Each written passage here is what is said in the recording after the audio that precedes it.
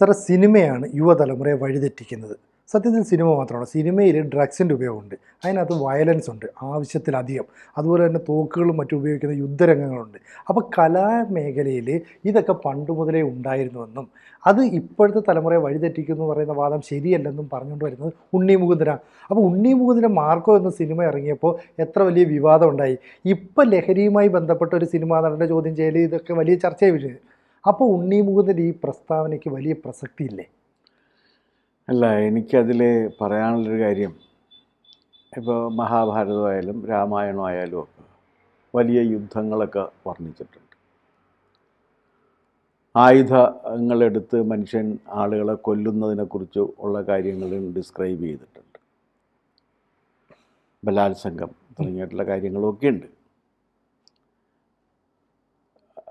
പക്ഷേ എനിക്കൊരു കാര്യം പറയാനുള്ളത് എന്താണെന്ന് വെച്ചാൽ, ഞാൻ ഈ ലോകത്ത് ഞാൻ വായിച്ചിട്ടുള്ള സാഹിത്യത്തിലും പുസ്തകങ്ങളിലും കണ്ടേക്കണ ഏറ്റവും ബീഭത്സം എന്ന് വിശേഷിപ്പിക്കാവുന്ന ഒരു രംഗം പാഞ്ചാലിയുടെ വസ്ത്രാക്ഷേപമാണ്. കാരണം പാഞ്ചാലി രാജകുമാരിയാണ്, രാജപത്നിയാണ്.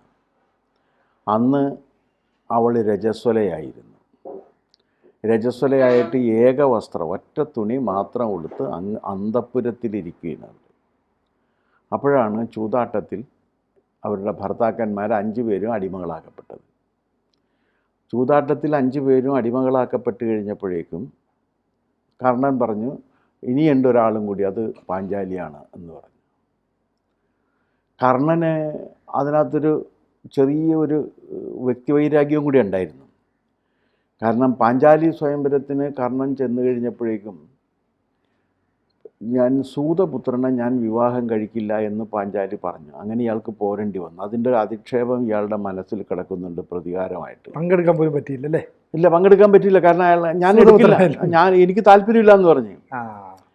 അതായത് ഇപ്പോൾ ഏതെങ്കിലും ഒരു പെണ്ണ് തന്നെ കെട്ടാൻ എനിക്ക് താല്പര്യമില്ല എന്ന് പറഞ്ഞു കഴിഞ്ഞാൽ അങ്ങനെ എത്രയോ പേര് പറയും. പെണ്ണ് കാണൽ എന്നൊരു ചടങ്ങ് തന്നെ അങ്ങനെയല്ലേ വരുന്നത്. നമ്മളൊരു അറേഞ്ച്ഡ് മാരേജിൻ്റെ ഇതിൽ പെണ്ണ് കാണൽ എന്നൊരു ചടങ്ങ് വരിക.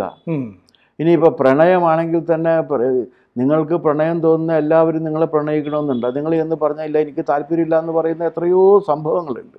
അതുപോലൊരു സംഭവമാണ് കർണനുണ്ടായത്. പക്ഷേ കർണൻ്റെ സ്വഭാവം അനുസരിച്ചിട്ട് അതൊരു പ്രതികാരമായിട്ട് മനസ്സിൽ സൂക്ഷിച്ചിരുന്നു. അതുകൊണ്ടുകൂടിയാണ് കർണനാണ് ആജ്ഞ കൊടുക്കുന്നത്, ഇനി പാഞ്ചാലി ഉണ്ട്, അവളെ വിളിച്ചുകൊണ്ട് വരാൻ പറയുന്നു.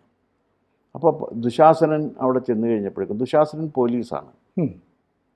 ഈ ദുര്യോധനൻ മന്ദബുദ്ധിയായിരുന്നു, ബുദ്ധി വളരെ കുറവായിരുന്നു. ബുദ്ധി കേന്ദ്രം എന്ന് പറഞ്ഞാൽ 2 പേരാണ്.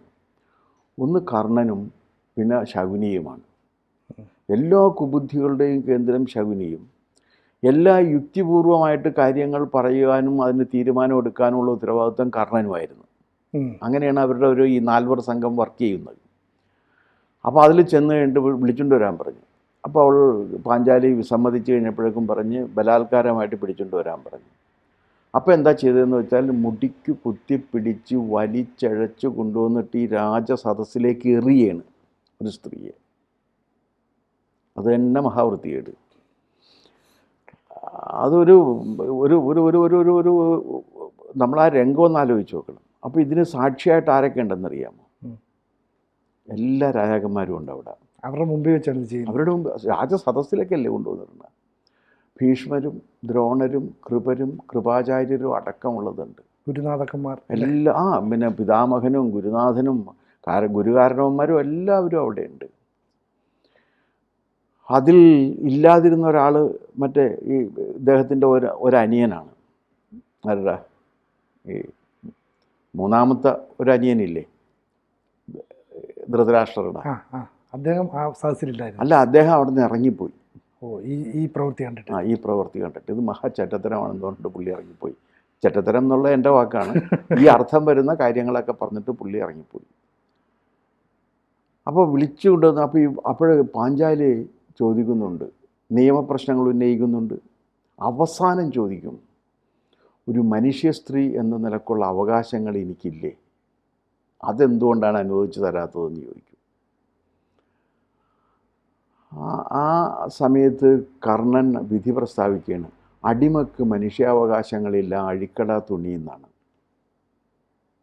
അങ്ങനെയാണ് വസ്ത്രാക്ഷേപം നടക്കുന്നത്. ഇതുപോലെ ഒരു വൃത്തികെട്ട രംഗം നമുക്ക് വേറെ എങ്ങും കാണാൻ കഴിയില്ല. ഈ സാധു സ്ത്രീയെ രക്ഷിക്കുന്നതിന് വേണ്ടിയാണ് ശ്രീകൃഷ്ണൻ വസ്ത്രവുമായിട്ട് വരുന്നതും ഇടപെടുന്നതും.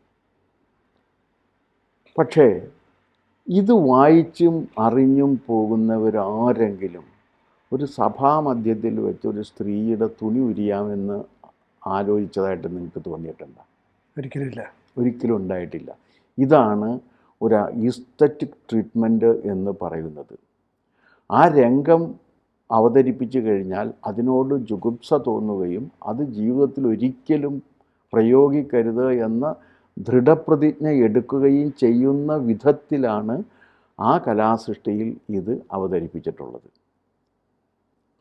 പക്ഷേ സിനിമകളിൽ അങ്ങനെയല്ല. സിനിമകളിൽ വയലൻസിനെ മഹത്വവൽക്കരിച്ചുകൊണ്ടാണ് അവതരിപ്പിക്കുന്നത്. ഡ്രഗ്സിനെയും മഹത്വവൽക്കരിക്കുകയാണ്, മദ്യപാനത്തെ മഹത്വവൽക്കരിക്കുകയാണ്. ഇത് എന്താണ്, രണ്ടാമത്തെ പെഗ്ഗിൽ മൂന്നാമത്തെ ഐസ് ഇടുമ്പോഴേക്കും ഞാൻ വരും എന്ന് നായകൻ പറയുന്നത്. അതായത് നായകനാണ്, പ്രമാണിയാണ്, ബാക്കി കാര്യങ്ങളൊക്കെ ഉണ്ടെങ്കിൽ മദ്യപിക്കണം എന്നൊരു ഇംപ്രഷൻ ഉണ്ടാക്കിയാണ്. അപ്പോൾ ഈ രീതിയിലാണ് സിനിമയിൽ ഈ വയലൻസ് വരുന്നത്. അങ്ങനെ വരുമ്പോൾ അത് അനുകരിക്കണം എന്ന് ആളുകൾക്ക് തോന്നും.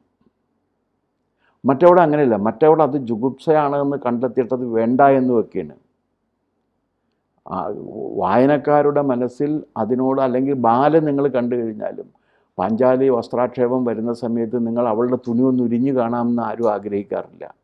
ശ്രീകൃഷ്ണൻ എപ്പോഴാണ് വരുന്നതെന്നാണ് നോക്കിയിരിക്കുന്നത്. അതെ, ഇപ്പം ശ്രീകൃഷ്ണൻ വരും എന്ന് പറഞ്ഞിട്ടാണ് ഇരിക്കുന്നത്. ആ ഒരു മനോഭാവത്തിലേക്ക് കാണികളെ എത്തിക്കാൻ നമ്മുടെ സിനിമകൾക്ക് കഴിയുന്നില്ല. അത് സിനിമ എടുക്കുന്നവരുടെ കലാപരമായ കഴിവില്ലായ്മ അതിനൊരു പ്രശ്നമാണ്. അതുകൊണ്ടാണ് സിനിമയ്ക്ക് ഇങ്ങനെ ഒരു സ്വാധീനം വന്നുപെടുന്നത്. പക്ഷെ അതൊരു കച്ചവടച്ചരക്കല്ലേ? അപ്പോൾ അതിനകത്ത് മസാലകൾ ചേർക്കുക എന്നൊക്കെ ഉള്ളത് ആവശ്യം അല്ല. അപ്പോൾ പിന്നെ നിങ്ങൾ മറ്റത് ക്ലെയിം ചെയ്യരുത്. ഞങ്ങളുടെ ലാഭം മാത്രം ലക്ഷ്യമാക്കി ഞങ്ങൾ ചെയ്യുന്ന ഒരു കച്ചവടമാണ്, ഞങ്ങൾക്ക് ഇതിനകത്ത് സമൂഹത്തിന് നന്നാക്കിയെടുക്കുക എന്ന് പറഞ്ഞാൽ യാതൊരു ഉദ്ദേശവും ഇല്ല. വയലൻസാണ് വിൽപ്പന വിറ്റുപോകുന്നതെന്നുണ്ടെങ്കിൽ ഞങ്ങൾ വയലൻസ് കാണിക്കും, ഡ്രഗ്സാണ് വിറ്റ് പോകുന്നതെന്നുണ്ടെങ്കിൽ ഞങ്ങൾ ഡ്രഗ്സ് കാണിക്കുമെന്ന് നിങ്ങൾ പറഞ്ഞോ. അപ്പോൾ നിങ്ങൾ ഈ ന്യായീകരണം പറയരുത്. സമൂഹത്തോട് കമ്മിറ്റ്മെൻ്റ് ഉണ്ട്. അല്ലല്ല, ഇത് സിനിമയിൽ മാത്രമല്ല, സിനിമ കണ്ടതിൻ്റെ പേരിലല്ല. അങ്ങനെയാണെങ്കിൽ പണ്ടുണ്ടായിരുന്നല്ലോ എന്നൊരു ന്യായീകരണം. അത് പണ്ടുള്ളതും ഇപ്പോഴുള്ളതും തമ്മിലുള്ള വ്യത്യാസമാണ് ഞാൻ പറഞ്ഞത്.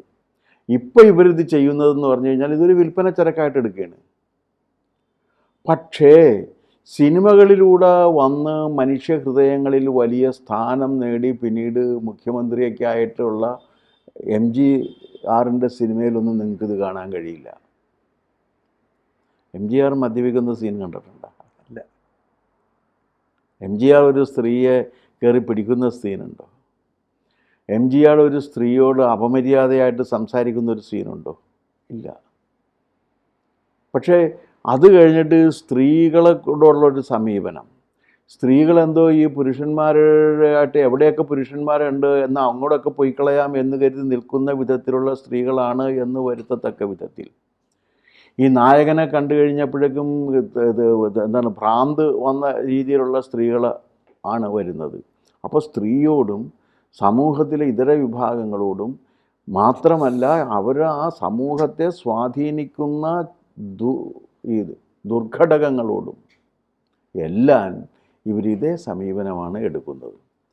അതുകൊണ്ടാണ് സിനിമയെ കുറ്റം പറയുന്നത്. അപ്പോൾ അതിനവർ സഹിക്കാൻ ബാധ്യസ്ഥരാണ്. ഇപ്പോൾ ഈ ഉണ്ണിമൂന്നൻ്റെ നിങ്ങൾ പറഞ്ഞ സിനിമ ഏതാണെന്ന് എനിക്കറിയില്ല. മാർക്കോ എന്നാണ് ആ സിനിമയുടെ പേര്. അതിനകത്ത് വലിയ വയലൻസ് ആണ്. എന്താ വെച്ചാൽ 18 വയസ്സിൽ താഴെയുള്ള കുട്ടികൾ തിയേറ്ററിൽ പോയി സിനിമ കാണാൻ പറ്റില്ലായിരുന്നു, അവർക്ക് ടിക്കറ്റ് കൊടുക്കില്ലായിരുന്നു. അത്രയും വലിയ വയലൻസ് ആയിരുന്നു. അപ്പം അന്ന് ഈ ഉണ്ണിമൂന്നൻ്റെ എതിർപക്ഷത്ത് നിൽക്കുന്നവരൊക്കെ ഇതിനെ പറഞ്ഞിട്ട് കുറ്റപ്പെടുത്തുകയൊക്കെ ചെയ്തത്. അതൊന്നും അല്ല, അത്ര വലിയ കാര്യമല്ല. കാരണം ഒരുപാട് സിനിമകളിൽ അങ്ങനത്തെ വയലൻസ് ഒക്കെ ഉണ്ടായിട്ടുണ്ട്. അല്ല, അങ്ങനെ വയലൻസ് ഉണ്ണിമൂന്നൻ ചെയ്താലും മമ്മൂട്ടി ചെയ്താലും മോഹൻലാൽ ചെയ്താലും വയലൻസ് ഈസ് വയലൻസ്. ആ വയലൻസിനോട് വെറുപ്പ് തോന്നുന്ന വിധത്തിൽ അതിനെ കാണികൾക്ക് ആ വയലൻസ് കാണുമ്പോൾ അറപ്പും വെറുപ്പും തോന്നുന്ന വിധത്തിലാണ് അതിനെ അവതരിപ്പിക്കുന്നതെന്നുണ്ടെങ്കിൽ അത് നല്ലതാണ്. ഇത് അതിനോട് ആരാധന തോന്നുന്ന വിധത്തിൽ അത് അവതരിപ്പിക്കുന്നു എന്ന് പറഞ്ഞു കഴിഞ്ഞാൽ അത് വേറൊരു തരത്തിലുള്ളതാണ്. അതാണ് ശരിക്കും സംഭവിക്കുന്നത്. ആരാധനയാണ്, ആരാധന ഉണ്ടാക്കിയാണ്. അതാണ് തെറ്റ്. അതാണ് ഇവർ ഈ സമൂഹത്തിന് നൽകുന്ന ഏറ്റവും വലിയ ദ്രോഹം. അത് അവരെ ഏറ്റെടുത്തേ പറ്റൂ. അത് അവരാണല്ലോ ഉത്തരവാദികൾ. പിന്നെ ഇങ്ങനെ വയലൻസ് വിൽക്കാൻ തീരുമാനിച്ചതിന് ശേഷം ആ വയലൻസ് വിറ്റോളൂ.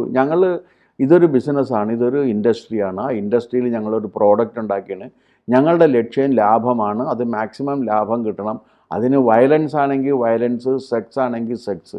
സാറ് പറയുന്ന അനുസരിച്ചാണെങ്കിൽ ക്ഷേത്രങ്ങളിൽ പണ്ട് നടന്ന കലാരൂപങ്ങൾ, ഇപ്പോൾ കഥകളി ആയിക്കോട്ടെ, ഓട്ടംതുള്ളലായിക്കോട്ടെ, ഇങ്ങനെ ഉൾപ്പെടെയുള്ള കലാരൂപങ്ങളിൽ ഇപ്പം ഇന്ന വധം, ഇന്ന ബാലവധം അല്ലെ സുഗ്രീവ വധം, ഇവിടെയും വധം എന്നൊക്കെ പറഞ്ഞിട്ടല്ലേ അന്ന് ക്ഷേത്രം. ഇത് തന്നെയാണ് ഉണ്ണിമൂന്തനും സൂചിപ്പിച്ച കാര്യം. അല്ല, പക്ഷേ അവിടെ വധം ഉണ്ടെങ്കിൽ ശരിയാണ്. ആ കണ്ടിരുന്ന ആൾ പോയിട്ട് ഒരാളെ വധിക്കാൻ തീരുമാനിക്കില്ല. ഞാൻ പറഞ്ഞത് കാണികളിൽ അതുണ്ടാക്കുന്ന മാറ്റത്തെക്കുറിച്ചാണ്. അനുകരിക്കുന്നതെന്നല്ല, ഇത് തെറ്റാണ്, ഇത് മോശമാണ് എന്നൊരു ബോധ്യത്തോടു കൂടിയാണ് പോകുന്നത്. അതാണ് വ്യത്യാസം. മറ്റവിടെ അങ്ങനെയല്ല. നമുക്ക് പുറത്തിറങ്ങി ഇത് ചെയ്യാം എന്ന് കരുതിയിട്ടാണ് പോകുന്നത്. ഇനി ഇതിനകത്ത് രണ്ടാമത്തെ കാര്യം അദ്ദേഹം പറഞ്ഞത് ഡ്രഗ്സിനെ കുറിച്ചാണ്. ഡ്രഗ്സിനെ ഗ്ലോറിഫൈ ചെയ്യുന്ന സിനിമകൾ ഇറങ്ങിയില്ലേ? ഉണ്ട്. ഇടുക്കി ഗോൾഡ് അതിനൊരു ഉദാഹരണം തന്നെയായിരുന്നു. ഇടുക്കി ഗോൾഡ് എന്ന് പറഞ്ഞ സിനിമ ഒരു ഉദാഹരണമാണ്. ഡ്രഗ്സിനെ ഗ്ലോറിഫൈ ചെയ്യല്ലേ? ഡ്രഗ്സിനെ ഗ്ലോറിഫൈ ചെയ്യുന്നൊരു സിനിമ ഇറക്കിയതിന് ശേഷം സിനിമയിൽ ഡ്രഗ്സ് വന്നതിന് ഞങ്ങൾ ഉത്തരവാദികളല്ല എന്ന് പറയരുത്. അപ്പോൾ ഡ്രഗ്സിന് പ്രൊമോഷൻ കൊടുക്കുന്ന സിനിമയാണ് വന്നത്. അത് ആർക്ക് വേണ്ടി ആ സിനിമ വന്നു എന്നൊരു ചോദ്യമില്ലേ? ഉണ്ട്. ഈ ഡ്രഗ്സിൻ്റെ മാർക്കറ്റ് ഇന്നിപ്പോൾ ലോകത്തുള്ള $multi-trillion മാർക്കറ്റാണ് ഡ്രഗ്സിൻ്റേത്. ബില്യൺസ് അല്ല, മില്യൺസും അല്ല, മില്യൺസ് അല്ല, ബില്യൺസ് അല്ല, ട്രില്യൺ, $multi-trillion. ചെറിയ രീതിയല്ല. അത് എല്ലാ രംഗത്തും അതിൻ്റെ വ്യാപനമുണ്ട്. അതിൽ നിന്ന് ഉള്ള പണം സ്വീകരിച്ച് പ്രവർത്തിക്കുന്ന നീചനാണ് ജോർജ് സോറോസ്. അതുകൊണ്ട് ജോർജ് സോറോസിൻ്റെ പണം സ്വീകരിച്ചാൽ എന്താ കുഴപ്പം എന്ന് ചോദിച്ചു കഴിഞ്ഞാൽ, അതിൽ കിട്ടുന്ന ഓരോ ഈ പൈസയിലും ചോരക്കറയും പാപക്കറയും ഉണ്ട് എന്നുള്ളത് കൊണ്ടാണത് കുഴപ്പമുണ്ടെന്ന് പറയാൻ കാരണം. ജോർജ് സോറോസ് അതാണ് ചെയ്തത്. ജോർജ് സോറോസാണ് ഈ ഡ്രഗ്സിൻ്റെ ലീഗൽ ട്രാൻസാക്ഷൻ രംഗത്ത് ഡ്രഗ്സ് ട്രാൻസാക്ഷനെ, ഡ്രഗ് ഇൻഡസ്ട്രിക്ക് സ്മൂത്തായിട്ട് പോകാനുള്ളൊരു സൗകര്യം ഒരുക്കി കൊടുക്കുന്നതിന് വേണ്ടി ആഗോള വ്യാപകമായി പ്രവർത്തിച്ചുകൊണ്ടിരിക്കുന്നത് ഇദ്ദേഹമാണ്. അതിൻ്റെയും കൂടി ഒരു ഭാഗമായിട്ടാണ് ഈ ഡ്രഗ്സിനെ ഗ്ലോറിഫൈ ചെയ്യുന്ന സിനിമകൾ വരുന്നത്. ഡ്രഗ്സിനെ ഗ്ലോറിഫൈ ചെയ്യണം. ഡ്രഗ്സ് ഇല്ലാതെ എന്നിട്ട് ചോദിക്കും ഇത് മനുഷ്യ സ്വാതന്ത്ര്യത്തിൻ്റെ പ്രശ്നമാണെന്ന് പറയുന്നത്.